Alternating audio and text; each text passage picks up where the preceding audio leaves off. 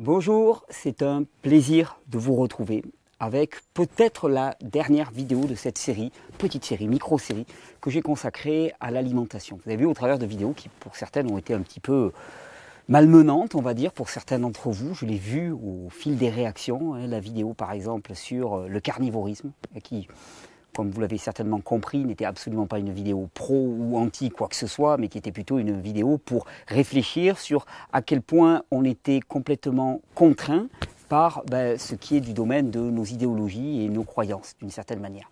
Donc, on a passé ces moments-là. Il y avait quand même un dernier aspect que je voulais aborder, qui est un aspect qui m'est très très cher, que j'aborde abondamment dans ma formation physio. D'ailleurs, formation physio, je le glisse au passage, sur votre demande, on a prolongé la période où le bonus est offert jusqu'à dimanche soir. J'en ai discuté avec Aurélie, elle est d'accord.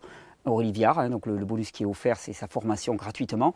Et donc elle a dit, ok, on prolonge encore de 4 jours. Donc jeudi, vendredi, samedi, dimanche, vous avez encore la possibilité d'acquérir la formation physio avec le bonus gratuit. Donc voilà, si telle est votre intention, n'hésitez pas. Il y avait des personnes qui n'avaient pas eu le temps, qui avaient des problèmes d'argent et tout. Et ok, on attend un petit peu, il n'y a pas de problème de ce côté-là. Et dans la formation physio, j'insiste beaucoup pour dire, vous pouvez bâtir tous les régimes alimentaires que vous voulez, avec toutes les théories que vous voulez. En fait, vous ne vous intéresserez toujours qu'à ce qui rentre dans votre bouche. Or, ce qui rentre dans votre bouche ne correspond absolument pas à ce qui va être réellement utilisé par votre corps. Parce que entre la bouche et les cellules, il y a tout un processus qui s'appelle la digestion, l'assimilation et l'utilisation par la cellule, et que tout cela, c'est conditionné par l'état physiologique de la personne. C'est-à-dire que tu peux avoir la meilleure alimentation du monde, tu vas avoir du mal peut-être à tirer parti des aliments que tu consommes, et une bonne partie de la bonne nutrition que tu manges va finir dans les toilettes. Il faudrait mieux pour toi que ce soit des toilettes sèches, au moins ça va profiter à la nature autour de toi, mais c'est perdu et c'est un petit peu dommage. Et d'ailleurs ça c'est l'une des choses qui est vraiment intéressante quand on s'intéresse à un régime qui contient beaucoup plus de produits non transformés, natifs, crus, c'est que on ne se rend pas compte à quel point, quand on dit régime cru, on n'a rien dit. Parce que j'entends souvent dire, oui, mais alors il y a des gens, ils mangent des régimes crus et c'est irritant pour leurs intestins. Ou ils n'arrivent pas à assimiler les nutriments qu'il y a dans la nourriture crue. Moi, à chaque fois, j'ai envie de dire, mais quelle nourriture crue? De quoi parles-tu? Si tu parles des fruits, par exemple, je te mets au défi de trouver des personnes qui n'arrivent pas à assimiler les nutriments des fruits. Pourquoi?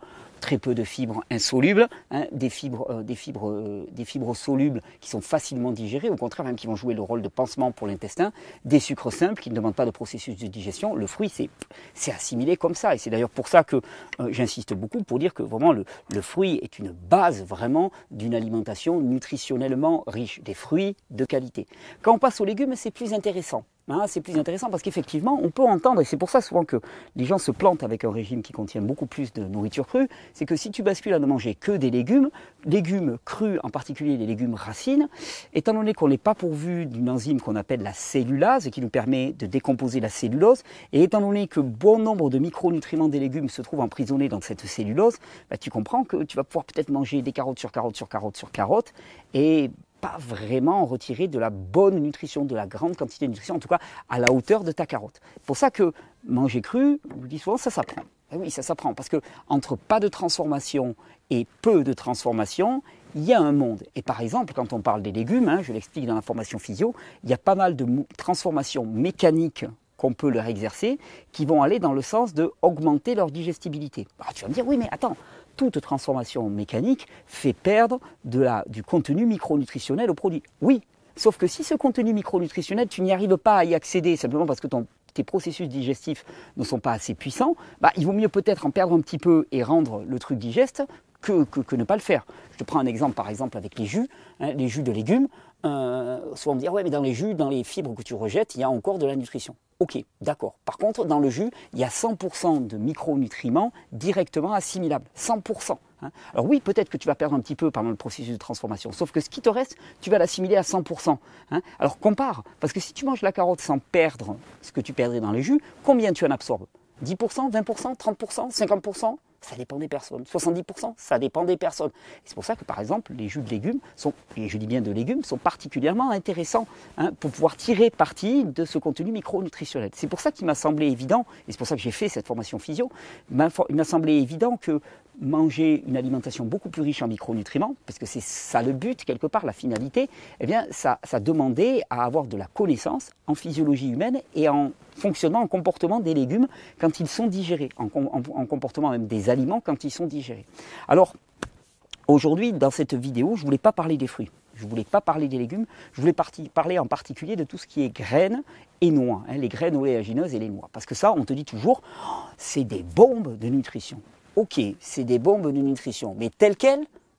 Pas du tout. Pas du tout, pas du tout. Et ouais, ça vaut le coup de leur appliquer une petite transformation. Il faut savoir que sous nos latitudes, les noix, hein, qui sont des fruits oléagineux, les graines aussi, comme les graines de tournesol par exemple, que j'ai ici, hein, eh bien, elles ont une caractéristique, c'est que les plantes qui se sont développées dans l'hémisphère nord, des régions où il y a un hiver, eh bien, elles ont dû développer des stratégies pour faire en sorte que les plantes ne germent pas en plein hiver, parce que sinon, si elles germent en plein hiver, t'imagines, le froid arrive là-dessus et ça te flingue la plante.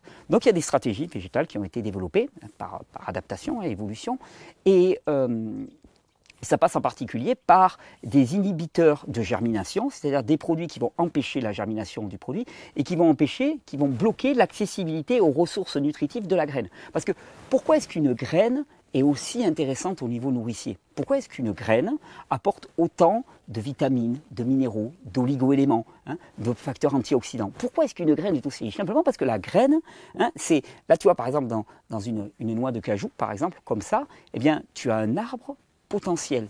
Et l'arbre la première plantule, avant que la plante elle ait développé vraiment un système racinaire qui lui permette réellement de puiser dans le sol, la réserve de départ sur laquelle elle va se fonder, c'est ça. À partir d'une graine comme ça de tournesol aussi petite, eh bien tu vas avoir un tournesol de 2,50 m qui va se développer, qui va lui-même donner des centaines et des centaines de graines. Donc tu imagines que ça, c'est une réserve nutritionnelle extraordinaire. Et nous, ce qu'on fait simplement, c'est qu'au lieu que cette réserve nutritionnelle soit disponible pour manifester une plante, eh bien on va se l'approprier. Et on va la manger. Sauf que je vous dis, eh bien, il y a des choses à connaître quand même, il y a des choses à savoir. J'en ai déjà parlé dans cette chaîne, mais j'avais vraiment envie d'insister là-dessus.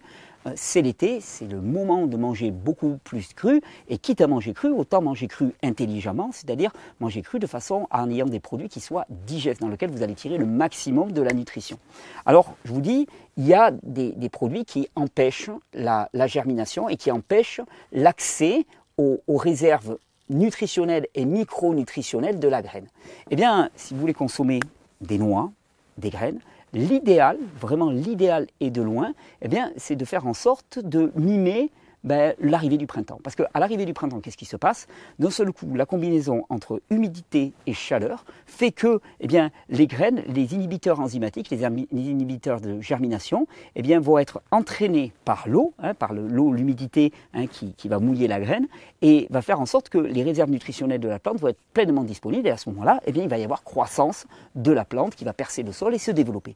Eh bien, nous, si on veut profiter des réserves nutritionnelles, il va falloir mimer cela. C'est pour ça que j'insiste lourdement souvent pour dire les graines, les noix, on devrait systématiquement les consommer après trempage et début de germination.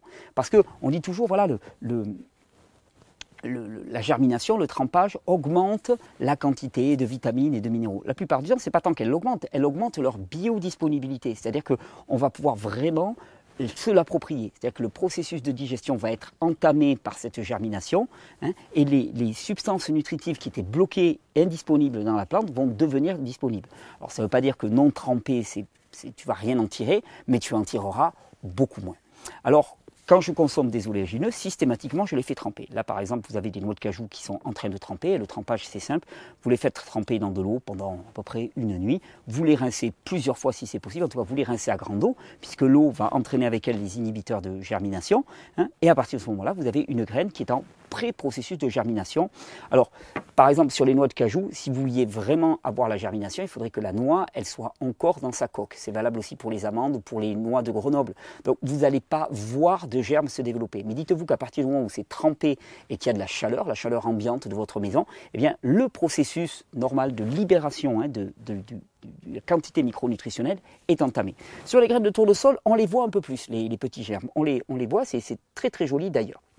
Alors, quand vous consommez des graines comme ça, la priorité, c'est de les faire tremper. Et là, vous avez vraiment un produit qui est digeste. Moi, les gens me disent « Ah non, mais moi, les noix, je ne les digère pas. » Je dis « Oui, simplement parce que tu ne sais pas comment les manger. » Je veux dire, c'est évident. Je veux dire, si tu essayes de manger un grain de blé comme ça, c'est laborieux. Hein. Il faut le cuire pour le rendre digeste et assimilable. Eh bien, au niveau, voilà, il faut le faire germer. Et voilà, on pourrait ragoter là-dessus.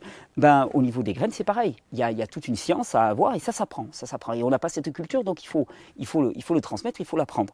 Il y a un deuxième processus qui va être vraiment très intéressant. Un processus qui est relativement absent et qui a disparu d'ailleurs de toute notre alimentation. Pourquoi? Parce que c'est un processus qui prend du temps, qu'on appelle la fermentation. La fermentation est un processus dans lequel eh bien, les produits vont se prédigérer d'une certaine manière, se prédécomposer, simplement par action de l'air et des micro-organismes. Parce que quand tu as une graine comme ça, à la surface de cette graine, il y a énormément de bactéries, de champignons, de levures. Il y en a dans ma main, quand je le prends, ainsi de suite, qui vont être transmises aussi à ces graines de tournesol. Enfin, partout dans la nature, il y a une flopée de micro-organismes qui sont présents et qui ne demandent qu'à agir. Et qu'à agir dans un seul sens, c'est la prédécomposition des aliments. C'est-à-dire que les micro-organismes dans la nature, ce sont des décomposeurs. C'est eux qui gèrent les déchets, qui décomposent les matières en fragments plus petits, en matériaux plus simples, qui vont ensuite être englobés dans un processus de destruction. Eh bien, au niveau de la nourriture, c'est exactement la même chose. La fermentation, c'est la base de l'alimentation et c'est ce qui a été pratiqué pendant des centaines et des milliers d'années. Je veux dire, on ne concevait pas de consommer, par exemple, du pain qui ne soit pas un pain fermenté avec du levain. Les fromages étaient aussi fermentés longuement, les produits laitiers étaient fermentés longuement, et les graines aussi étaient fermentées. En fait, tout était fermenté. Globalement, l'alimentation était fortement fermentée. Et la fermentation va permettre cette pré-décomposition. Dans la formation physio, j'insiste vraiment sur cette dimension de la fermentation. Et je vous montre comment réaliser des tas de pâté, de pâtes, j'aime pas trop le mot pâté, ça fait un peu maïté sur le retour, donc ça m'a jamais branché, mais de pâtes, de pâté, je n'ai pas d'autre mot, même si je ne l'aime pas, de pâtés végétaux qui vont être absolument délicieux et surtout parfaitement digestes. Et aujourd'hui, j'avais envie de l'illustrer, et comme c'est l'été, je me dis, c'est l'été, on va en plus les amener avec nous, ces pâtés végétaux. Parce que tu sais, bon, une fois que c'est mixé, c'est dans un récipient comme ça en verre, mais c'est pas facile à amener, alors c'est sympa pour tremper, ça fait une bonne petite sauce, mais ça peut se renverser et ainsi de suite. Et on peut faire beaucoup mieux que ça pour l'amener en pique-nique, par exemple. Ben, ça consiste simplement à déshydrater les pâtés végétaux. Et l'intérêt aussi, ben, c'est que tu vas avoir ta graine, tu l'as fait tremper. Ta graine ou tes noix, amandes, noisettes, macadamia, noix de cajou. Là, j'avais la chance d'avoir des noix de cajou qui m'avaient été ramenées du Sénégal, donc j'en ai profité, c'est un peu le luxe, ces produits de luxe. Tu les as fait tremper. Donc déjà, les inhibiteurs enzymatiques, ils sont partis. Tu as plein accès aux ressources micronutritionnelles de la plante. Ensuite, tu les fais fermenter. Ça veut dire que les longues chaînes... Alors, la fermentation va surtout agir... Autant le trempage va agir sur la biodisponibilité des micronutriments, c'est-à-dire minéraux, vitamines, oligo-éléments, autant la fermentation va jouer sur les macronutriments, c'est-à-dire lipides, glucides et protéines, et en particulier accélérer la décomposition des protéines et des lipides pour les rendre beaucoup plus faciles à digérer. Donc tu as un produit, tu l'as trempé, donc micronutriments au top, tu l'as fait germer, donc macronutriments faciles à digérer. Et à partir de ce moment-là, qu'est-ce que tu fais? Tu le déshydrates. Et en le déshydratant, qu'est-ce que tu fais? Ben, tu le stabilises. Et c'est quelque chose que tu vas pouvoir garder pendant des jours et des jours. Et ça me semblait vraiment une recette idéale pour l'été. J'avais envie de terminer cette petite variation sur l'alimentation avec des recettes toutes simples. Et le principe, vous savez, moi, quand je fais des recettes, c'est ce que je fais d'ailleurs dans la formation physio, je ne vous fais pas des recettes en vous disant « Oh là là, mais il faut 28,2 grammes de graines de tournesol, 36,3 millilitres d'eau de mer, et ainsi de suite. » Je vous donne plutôt les principes. C'est-à-dire comment on fait? Bien, comment on fait? On fait tremper, on rince, on laisse un petit peu germer. Ensuite, on prend la substance, on la mixe avec quelque chose de suffisamment liquide pour que ça puisse être mixé. On utilise pour ça un blender et une fois que c'est mixé, c'est bon. On laisse reposer le temps que l'on veut pour que ça fermente. Et d'ailleurs, c'est marrant parce que vous le laissez reposer à l'air libre. Bon, il ne faut pas qu'il fasse trop chaud. Si ça fait trop chaud, ça tourne trop rapidement. Alors à ce moment-là, il faut peut-être le mettre dans un endroit un peu plus frais. Vous mettez une petite moustiquaire, histoire que les mouches, que les insectes n'y aillent pas. Vous le laissez fermenter à l'air libre et ça peut fermenter quasi indéfiniment. J'ai mangé des choses comme ça qui avaient été restées au frigo pendant 3, 4, 5 mois. Ça prend un goût un peu plus acide, la fermentation. Tu as les bactéries, les levures qui sont présentes à la surface du produit, bien qu'ils consomment les sucres. Donc les sucres diminuent. Il y a de l'acidité, acide lactique par exemple, qui est produit par ces micro-organismes. Mais au final, le produit est d'autant plus digeste et prend des goûts de plus en plus complexe. Le principe, c'est ça, c'est des graines mixées avec quelque chose de suffisamment liquide. Alors, ce quelque chose de suffisamment liquide, ça peut être des fruits, par exemple. Hein. Tu mets des fruits dans le fond, des myrtilles actuellement, des pêches, des abricots. Tu mixes tes pêches et tes abricots, et qu'est-ce que tu fais ensuite? Tu rajoutes tes noix de cajou, tu rajoutes tes graines de tournesol, tu laisses fermenter un petit peu, tu en fais des petits pâtés selon la texture, selon ce à quoi tu veux arriver, et là, tu as un produit parfaitement digeste. Tu peux le faire en salé aussi. Et en salé, c'est ce que je vais vous proposer aujourd'hui. Je vais vous faire ma recette traditionnelle. Si vous passez à la maison un jour, ben, vous avez toutes les chances de manger ça. C'est vraiment la recette de base de la famille quand on veut faire un repas avec pas mal de crudités, hein, pour que les enfants puissent s'amuser et ainsi de suite. Et c'est au moins un repas par jour qui est fait comme ça, c'est-à-dire une salade, des tas de bâtonnets de crudités différentes, hein, même des morceaux de fruits et une sauce salée ou sucrée, un peu épaisse, faite à base d'oléagineux trempés, fermentés, hein, et de différents légumes et de différentes épices. Parce que ça, c'est bien, c'est pas très cher, ça permet vraiment d'avoir quelque chose de nourrissant, satisfaisant et en même temps parfaitement digeste. Aujourd'hui, c'est ce que je vais vous faire. Je vais vous préparer une petite préparation type pour vous montrer comment ça fonctionne. Cette préparation type, ça va être un pâté végétal salé. Alors, qu'est-ce que je fais? Ben, je prends simplement un poivron, ça pourrait être des tomates, ça pourrait être du concombre, menthe par exemple, ça donne quelque chose d'excellent. Moi, je le coupe en relatifs petits morceaux. Avant, je le faisais à la brutos, hein, en laissant des très très gros morceaux, mais les blenders ont plus de mal. Donc, je me suis dit qu'on allait faire simple. Et puis là, pour la recette, j'ai envie de vous faire ça propre et beau. Donc, on remet tout ça, on met notre poivron. Je vais mettre l'équivalent d'un poivron. Hop, voici. Sans compost, ne vous inquiétez pas. Je mets mes poivrons. Alors là, il faut que j'en fasse quelque chose de liquide. Si je laisse le poivron là juste tout seul, on peut essayer de le mixer, mais d'après moi, ça ne va pas vraiment bien marcher. On peut essayer quand même. Ah si!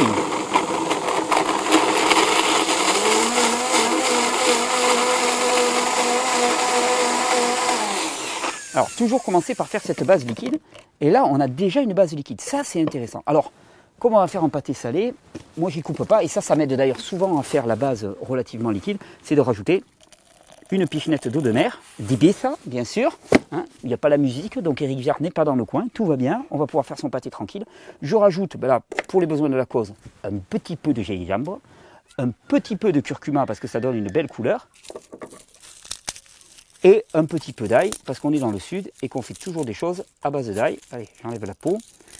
Je dis ça parce que d'habitude, j'enlève pas la peau et je la mixe avec. Mais dans ma famille, ils me le reprochent vertement, on va dire. Donc, comme là, je suis en vidéo, je fais les choses bien. On va faire comme si on était quelqu'un de civilisé. Donc, je mets mes deux petites gousses d'ail. Et donc là, vous avez votre base que vous allez pouvoir remixer. Alors, je vous dis, vous pourriez faire ça avec des fruits. Et après, vous allez prendre, là par exemple, je vais prendre mes graines de tournesol simplement. Et je rajoute mes graines de tournesol jusqu'à avoir la texture désirée. Alors là, moi, j'ai fait un petit truc en plus. Hein. J'aime bien, moi, en plus, accélérer le processus de prédigestion en acidifiant un petit peu le milieu. Milieu acide égale activité microbienne qui va être encore plus boostée. Donc, je mets un petit trait. Hop, là, il a un peu de mal. Un petit trait de vinaigre de cidre à discrétion, qui va encore accélérer le processus de décomposition. Et hop, qu'est-ce que je fais? Ben, je mixe simplement ça. Je le mixe jusqu'à avoir une texture.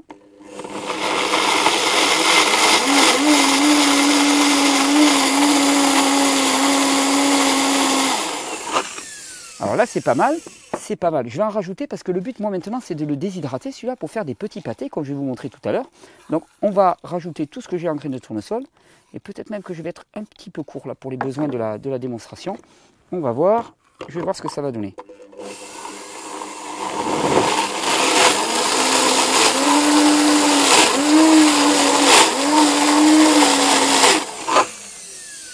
Attends, tout n'est pas mixé. Hop.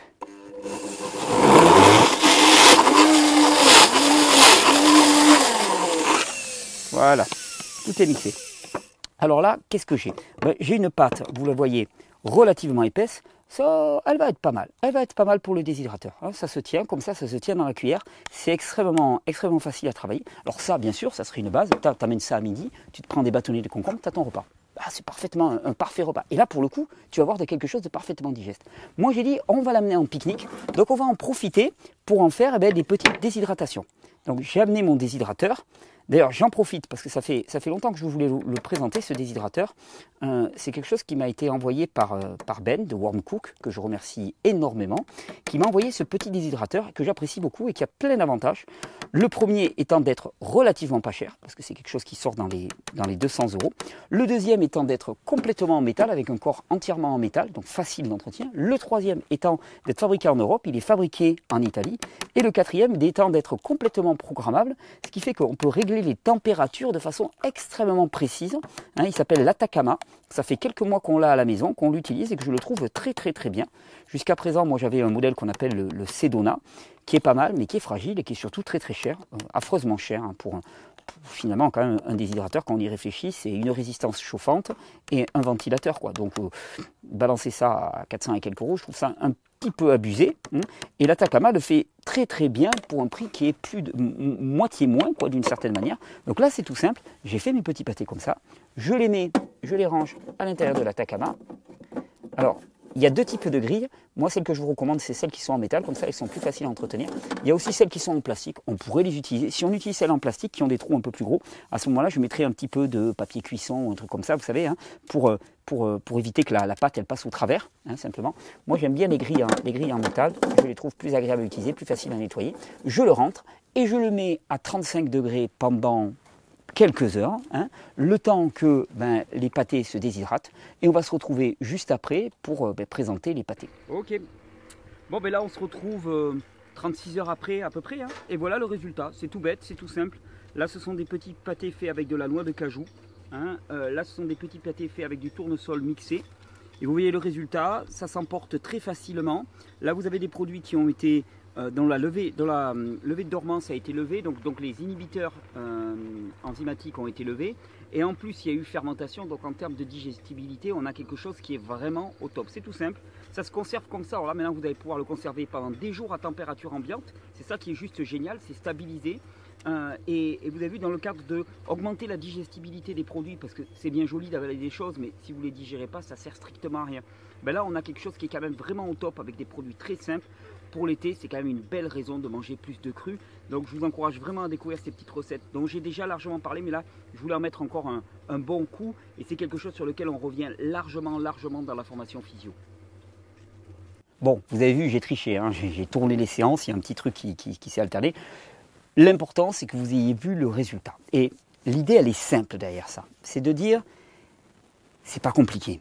C'est pas compliqué d'augmenter le contenu micronutritionnel de son alimentation. C'est pas compliqué de se régaler. Il y a quelques petits coups, quelques petits principes à connaître. On n'a pas besoin de recettes, on n'a pas besoin de régime. On a besoin des principes. Et c'est vraiment ce que j'ai à cœur de vous transmettre dans cette formation, dans cette formation physio. C'est ce que j'ai à cœur de vous transmettre dans toutes mes vidéos. Vous l'avez vu depuis le début, je me bats pour qu'on puisse tous avoir accès à une alimentation nutritionnellement riche, et non pas une alimentation complètement dévitalisée, vide de micronutriments, qui fait qu'on se retrouve ensuite complètement nous-mêmes déminéralisés. On est à l'image de notre environnement, on est à l'image de notre alimentation. Si tu consommes une alimentation qui est dépourvue de micronutriments, tu seras toi-même dépourvu de micronutriments. C'est une évidence, mais on l'oublie trop souvent. Donc j'insiste lourdement sur l'importance d'une alimentation de qualité, non pas parce que la santé se résume à une alimentation de qualité, mais parce que c'est un pilier essentiel d'une santé qui va être une santé florissante, en sachant que l'alimentation n'est jamais un but, c'est un moyen. Un moyen de quoi? Un moyen d'accéder à la santé. La santé étant compris de façon globale. La santé, c'est la santé physique, la santé psychique, la santé morale, la santé émotionnelle. C'est la joie, la bienveillance, la douceur, la force, la quiétude, la sérénité, le service. Comme dirait Georges Hébert, être fort pour être utile. Et c'est toutes ces dimensions-là qui s'incarnent dans un individu qui est en pleine santé, et l'alimentation y participe largement. J'espère que ces quelques vidéos que j'aurai consacrées à l'alimentation, ces réflexions que j'aurai suscitées chez vous, auront été porteuses pour vous inciter cet été à inclure beaucoup plus d'aliments peu ou pas transformés dans votre alimentation, de profiter de l'été pour faire le plein de cru, pour dire crûment, mais un cru physiologiquement adapté à la personne que vous êtes. Si vous avez les intestins enflammés, n'allez pas vous manger des carottes sur carottes sur carottes, transformez-les, passez-les en jus. Si vous avez des problèmes avec la régulation, par exemple des sucres, n'allez pas vous gaver de fruits ou pas de fruits trop sucrés. Faites-le intelligemment. Et si vous avez besoin d'accompagnement, je vous dis, il y a la formation physio qui est encore en promo jusqu'à dimanche. Et là, vous aurez toutes les informations pour vraiment faire des choix éclairés en termes d'alimentation au-delà de tous les régimes. C'est-à-dire, c'est plus une question de régime, c'est des principes qui vont être des principes de vie qui vous permettront ensuite de construire à partir de votre ressenti intérieur votre régime au jour le jour. C'est la promesse de l'autonomie que je vous fais, c'est ce que je partage dans toutes ces vidéos. Je vous souhaite une bonne régénération et surtout de faire des bons choix et de vous régaler. Petit clap de fin, j'espère que cette vidéo vous aura plu. J'ai déjà fait des vidéos sur les pâtés végétaux, mais j'avais envie de refaire celle-là. Donc déjà, premièrement, parce que je voulais préparer une recette pour la famille ce soir. Déjà, je me suis dit, tiens, je vais la filmer pour la partager. Et puis parce que je crois que c'est toujours bon de se rappeler que c'est pas tant ce qui rentre par la bouche, c'est ce qu'on peut assimiler qui est important. Et que selon les personnes et selon la préparation des produits, il peut y avoir des différences vraiment colossales. Donc j'espère que cette vidéo vous aura été vraiment très très utile. Moi, j'en profite pour vous annoncer ce qui vient. Ce qui vient, ça va être plusieurs vidéos qui arrivent, que j'ai tournées il y a quelques temps déjà. Moi, je prends quelques vacances, je prends une quinzaine de jours de vacances. Là, on s'en va en famille, on va décrocher un petit peu, ça va faire beaucoup de bien. Vous allez voir la prochaine vidéo, je vous la conseille, je pense qu'elle va vous faire beaucoup rire. Elle vous annonce un événement auquel je vais participer, on va participer en équipe qui se passe en septembre prochain. Ça s'appelle la Bear Fit. C'est une épreuve sportive, conviviale, basé sur l'entraide, la coopération, basé aussi sur le dépassement de soi. C'est des épreuves de type parcours, des parcours d'obstacles dans le sable. Ça ressemble un petit peu à des Spartan Race, mais en plus cool, en plus convivial, avec de la musique et avec de la bonne alimentation, avec des cocos, puisqu'on est partenaire aussi avec Coco Boys. Et ça, on va vous en parler dans la prochaine vidéo, vous allez voir, parce que j'aurais bien envie, moi, qu'il y ait des dizaines et des dizaines d'équipes régénères qui débarquent à la Bear Fit et qu'on puisse mettre le feu de la régénération dans cette Bear Fit. En plus, moi, j'y donnerai une conférence, donc voilà, ça, autant de choses qui vont être certainement très très intéressantes. On vous l'annonce dans la prochaine vidéo. Et ensuite, je vous donne rendez-vous pour 3 vidéos exceptionnelles qui va parler de la femme, des cycles de la femme, de comment le corps féminin fonctionne au travers de 3 questions fondamentales: la contraception, la fertilité et l'allaitement, et la ménopause et préménopause. Et vous allez voir, que ce soit pour les femmes ou pour les hommes, ce que vont nous partager Prisca et Fabienne, c'est juste énormissime. Vous allez assister à un grand moment d'éducation populaire, on va dire, au plus beau sens du terme, et un grand moment de transmission de clés pour aller dans le sens de l'autonomisation. Je jubile, je remercie ces 2 personnes extraordinaires pour la générosité de leur partage, et je vous donne rendez-vous la semaine prochaine. D'ici là, je vous rappelle donc que la formation physio est en promo jusqu'à dimanche soir. Là maintenant c'est le dernier carat, après on arrête la promo. Elle sera toujours disponible, mais vous raterez le bonus. Donc n'hésitez pas maintenant. Je vous garantis que les personnes qui ont souscrit là déjà, j'ai des tas de retours et tout le monde est vraiment satisfait parce que j'y ai mis toutes mes tripes, tout mon cœur pour vous apporter vraiment des éléments concrets pour vous autonomiser par rapport à votre alimentation et sortir du yo-yo mental du c'est bien, c'est pas bien. Vraiment, je vous assure, je l'ai fait sincèrement pour donner le meilleur à partir de 12 ans d'expérience et d'expérimentation sur moi-même et sur les autres, 12 ans de recherche aussi, pour arriver vraiment à conceptualiser quelque chose que je ne croyais pas possible, c'est-à-dire le premier cours, non pas qui présente un régime, mais qui présente vraiment l'ensemble des principes sur lesquels on devrait se fonder pour avoir une alimentation qui nous permette de prétendre à la santé. D'ici là, je vous souhaite une très bonne régénération. Moi, je vais aller me mettre un petit peu au vert dans le pays natal de la famille Casasnovas, aux Baléares, puisque toute ma famille est des Baléares. On va aller se poser un petit peu sur la terre natale, tranquillement, pour profiter de la plage, du soleil, faire le plein de bons fruits, de bons légumes, de bons pâtés végétaux. Je vous rappelle aussi, si vous êtes intéressé par ce déshydrateur, je lui fais de la pub, il ne me l'a pas demandé, mais je lui fais de la pub parce que je le trouve vraiment excellent. C'est chez Warmcook que vous pourrez le trouver. Ben me l'a confié, je te vous dis, il vaut dans les 200 €. Moi, je l'aime bien. Ça fait maintenant 6 mois ou 7 mois qu'on l'a à la maison, qu'on l'a expérimenté. Il est simple, il est efficace et il est relativement indestructible. Donc moi, c'est tout ce que je demande d'un déshydrateur. Il marche très très bien et ça vous permet à moindre prix de faire des super pâtés végétaux et des tas de déshydratation. Je vous souhaite une bonne régénération. On se retrouve, de toute façon les vidéos vont continuer parce que j'ai travaillé entre temps pour préparer les vacances, mais que moi pendant mes vacances, vous ayez toujours de la matière à inspirer et porter dans votre chemin vers la santé et la régénération. A tout de suite.